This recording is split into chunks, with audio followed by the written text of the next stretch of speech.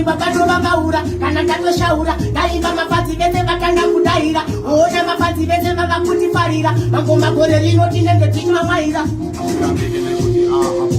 chibaba inini reganisha mukumina wangu wakanikasa kaita upepupe ngoma ukanikende usakumike nekuti magoma izote combination vakama kwekota magoma kapisa rotation izvikati anobva kupanogara kugomboni mbiri yatekeshera kupfuura chimba chefiboni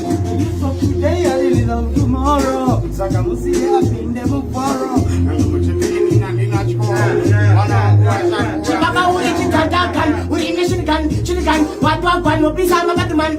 uri fantan kunge mocha kumagoma angarocha mana isu hatitoimbe zvefodya novazvana vese kuitonge korona ndakakura ndichigara pakona ine kuti ndinosiyana nomona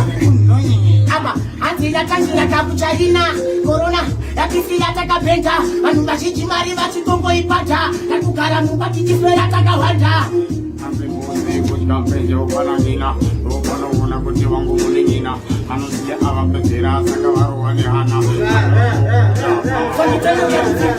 Usina regain now during the liberation saga we are fat followers. They don't me fat because you baba sawa. You don't bother me because me have me power. Ndozalaka totanga nchiita saka chona kuti just now ndefika chibaba kwese ndakazuva trita padavaita padavapita Makutipa inini tinenge marapini ndinovaisa mpani kuita sematotapini tinomakagota pen turi chichichinchini chibaba rabasade kugabra kasini vakaniiriroko hanzi samuruhana kuchisamumpo no vaunoona ngavaovamoko chiba ivo ndivomanoko saka internationally tina pilani boss vakada kushanda isusu vanoparana losi chibaba unasimisa msake kumubikisa kuti manga mchitindire buwe yoro vavikiyesinda kuti nisekuwe endaikure inowanika kapila ninasagoma rako inogara nasanamo panotengesa moko rekabva kutupai rekauya nekako tinogara tichibaka kunge mberi kwekako ndakuita kunge ndakati mwanyora ngoma dzacho tongoima sina kunyora vanonivenga bati ndakatovafonyora chibaba chiita kuvakwakura chibaba urichi gurikaritari